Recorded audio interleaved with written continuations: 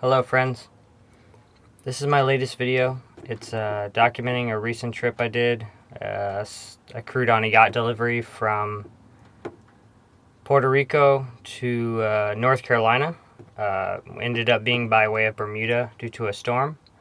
So this is that trip. It took us 7 days to get from Puerto Rico to Bermuda, and then 5 days from Bermuda to the Outerbanks, North Carolina.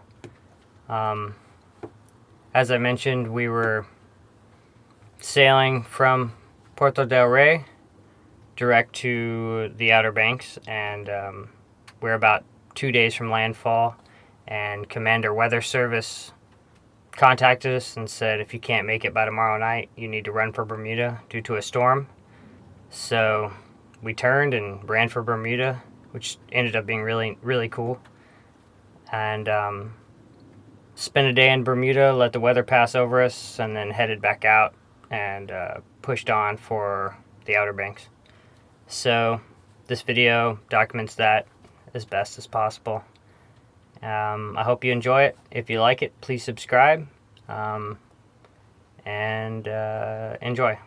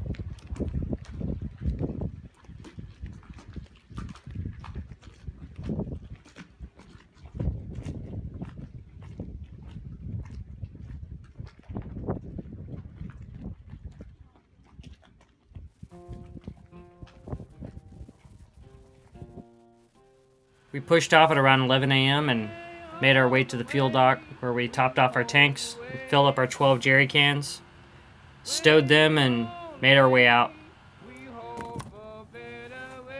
The Cunning Plan is a 45-foot Dufour. It has a in-mast furling system and a temporary inner forestay, which you'll see us rig up later in the trip. She's a beautiful and fast ship in the right conditions.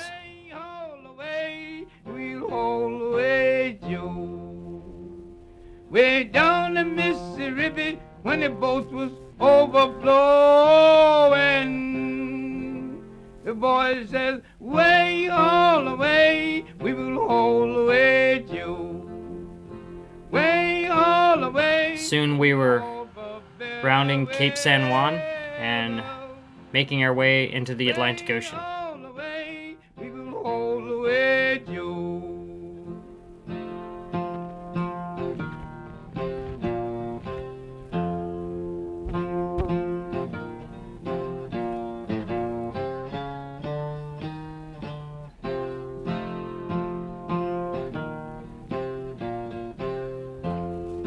Down in New Orleans, they had a big ship driving over to Mexico.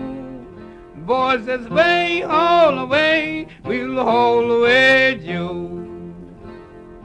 Down in New Orleans, up Canal Street, hear the boys crying, way all away, we'll haul away, Joe. Way all away, we'll haul for better weather. Way all away, we'll haul away, Joe. Sea shanty boys are working. Way all away, we'll haul away, Joe. When the boys all get tight and some of them don't give down, way all away, haul away, Joe. Way all away, we'll hope for better weather. Way all away, we'll haul away, Joe.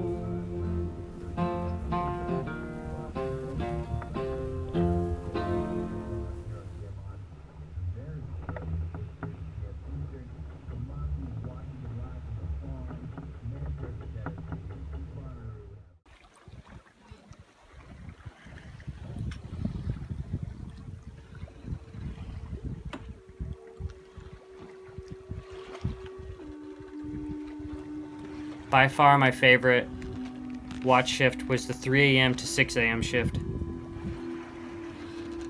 You get the sunrises all to yourself. It was quiet and beautiful, and the flying fish were very active in the mornings. Every time I saw one, it was like the first time I'd seen them. They'd fly out of the water, flapping furiously, and then glide above the waves. Truly just an obvious step of evolution that we were getting to experience. We were blessed with the trade winds, as sailors have been for centuries. It kept us between, 5 and 7 knots. Sometimes it'd be less, sometimes more, but it was really, really a blessing considering our engines stopped working about the second day out, and we would only run it to charge our batteries. There's no way to describe the feeling of being that far from land. I wasn't sure if I would have anxiety about it or what my feelings would be, but it just felt completely peaceful, and I really felt at home there.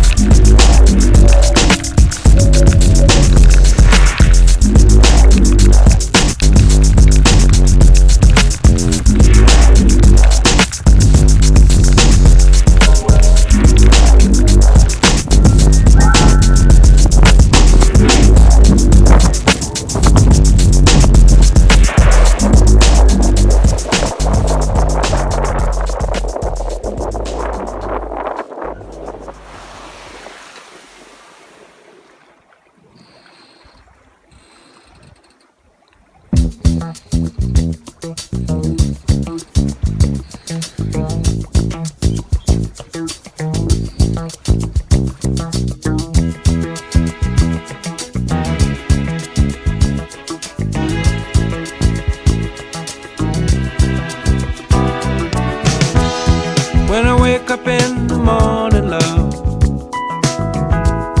and the sunlight hurts my eyes, and something without warning, love, bears heavy on my mind. Then I look at you, and the world's alright with me. Just one look at you, and I know it's gonna be a lovely day.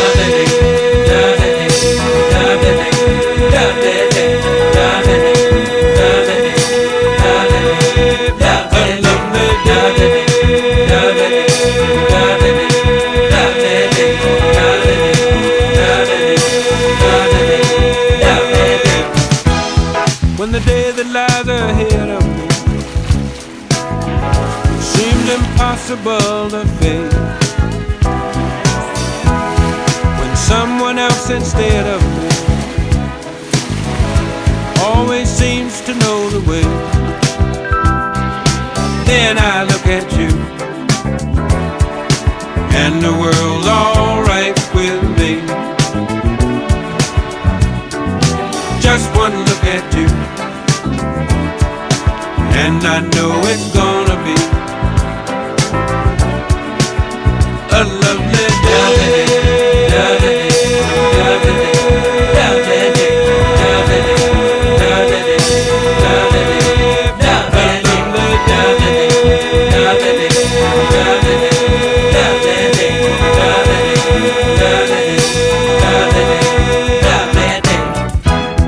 When the day that lies ahead of me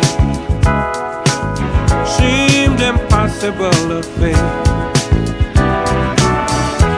and when someone else instead of me always seems to know the way, then I look at you, and the world's alright with me. I just one look at you, and I know it's gonna be a lovely day.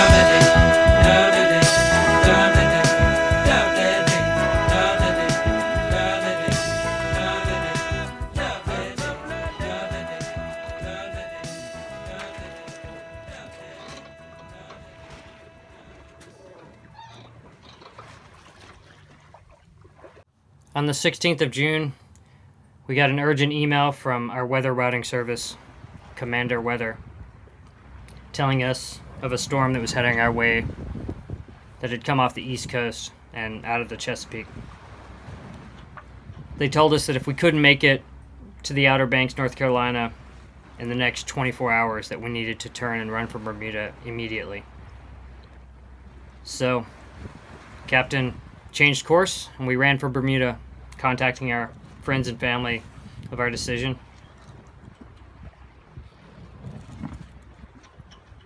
And soon, we had 10 to 15 foot following seas and ran dead downwind for 2 days till we made landfall in Bermuda. I am the passenger, and I ride through the city backsides. I see the stars come out of the sky. Yeah, the bright and hollow sky. You know it looks so good tonight.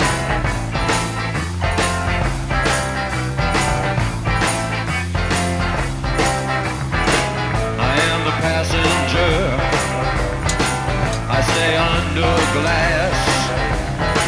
I look through my window so bright. I see the stars come out tonight. I see the bright and hollow sky. Over the city's rip-back sky. And everything looks good tonight.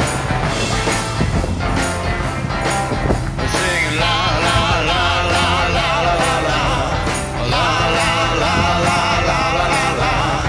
La la la la. As we fought our way into the channel in Bermuda with our engine begging to give out. The captain did a fabulous job of persuading it to get us in. We were surrounded by reefs and had the anchor at ready, and it was a very narrow channel we had to navigate. And everyone at customs was super nice, really amazing, and they let us tie up across at the old ferry dock for free for the night. And the next day we had the entire day to explore Bermuda while the captain found a mechanic, and he came out and worked on the engine until about 10 p.m. and we got the fuel filter situation worked out so that we would have it as a auxiliary on our way from there to North Carolina. Spent the day hiking in a park, Blue Hole Park I believe it was called, exploring the limestone caves and caverns, and watching parrotfish and a variety of different exotic fish swimming around in the different pools and in the protected sound near St. George's.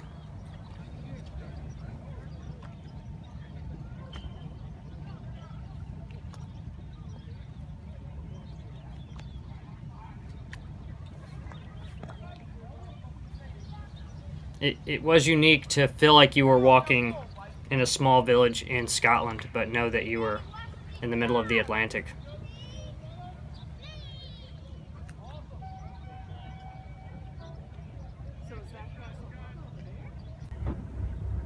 And first thing next morning, we pushed off and headed for North Carolina.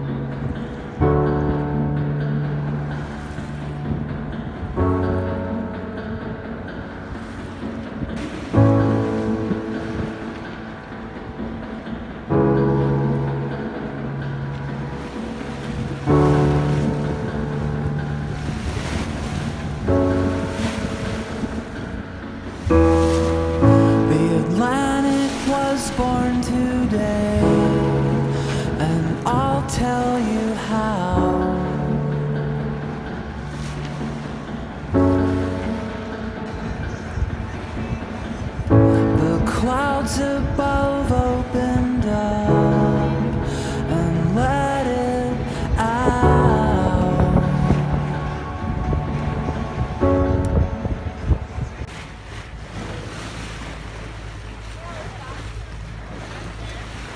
Midday on the 21st of June, we came across an adrift sailing vessel. The captain saw it first and was confused as to why it appeared there was a wave breaking in the middle of the ocean. So he got the binoculars and we watched it, and as we grew closer we could see that the stern pulpit was peeking out of the water and that it was a half-sunk adrift vessel.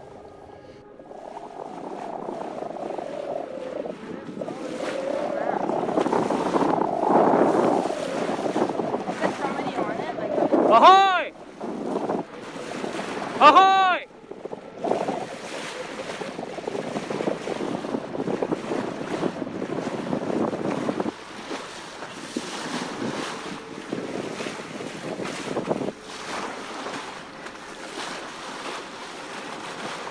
Insane. Ahoy! As we got alongside it, we called out and blew our air horn, and no one answered. We could see that it was dismasted and had some barnacles growing on the deck, so it had been there for a minute. Can't see the hull number, but it says Pogo 830.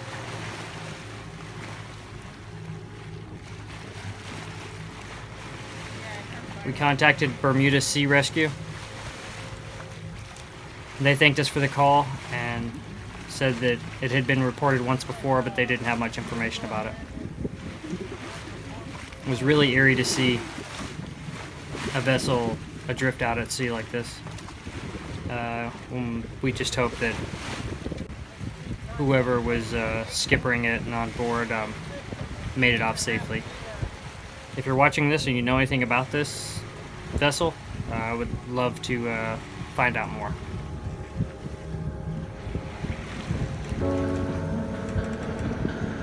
The Atlantic was born today, and I'll tell you how.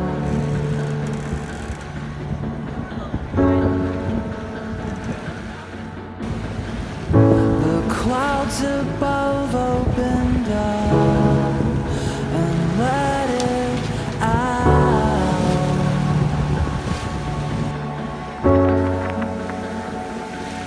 I was standing on the surface of a perforated sphere when the water filled every hole, and thousands upon thousands made an ocean, making islands where no island should go. Oh no.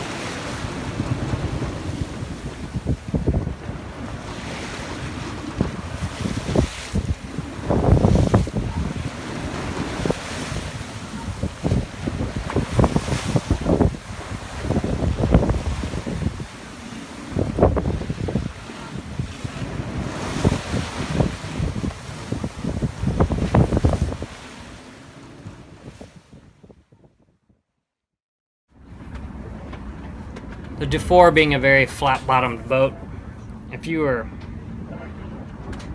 beating into head seas, it was not the most comfortable vessel. A lot of the times it felt like we were inside a snare drum.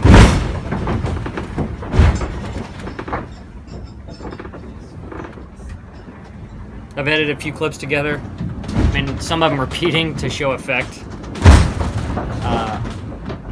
But it was really, it felt like your teeth were going to come out of your head when it would slam down.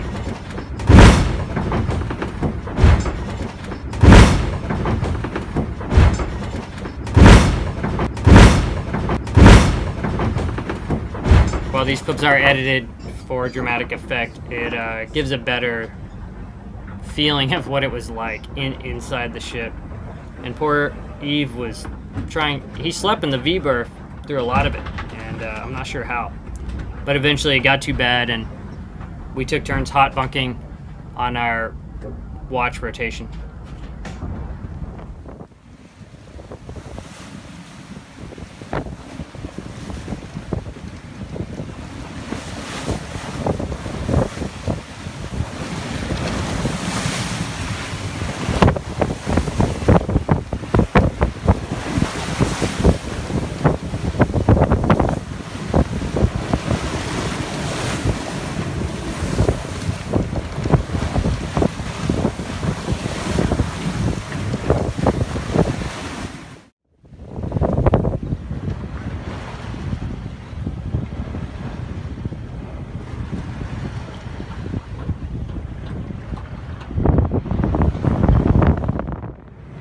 As we approached the North Carolina coast, we got a fun little show from a fighter jet.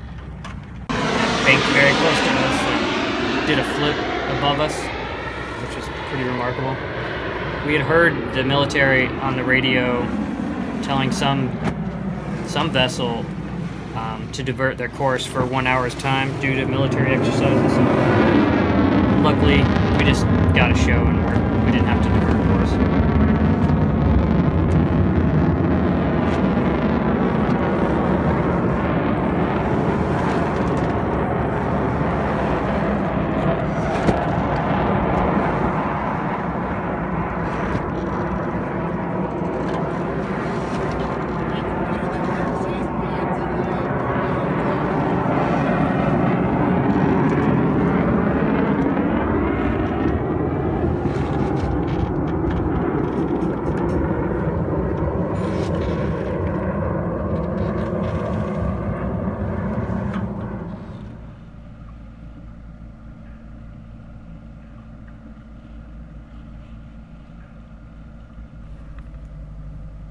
Making our way under the bridge at Oregon Inlet, we were excited to finally be coming home.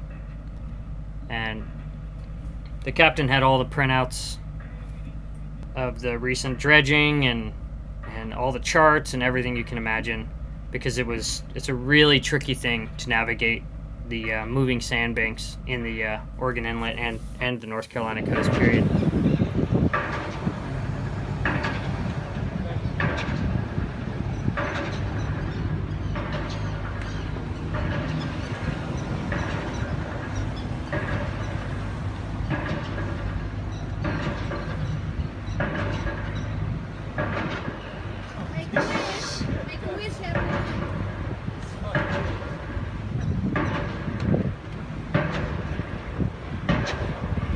We made our way through, and we were just shy of one of the buoys, and we ran aground.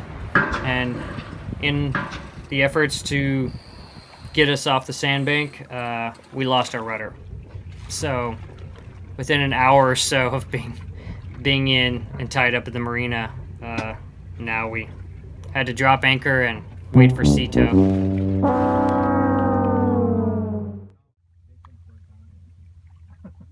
I felt so bad for the captain. We were so close to home after so many days.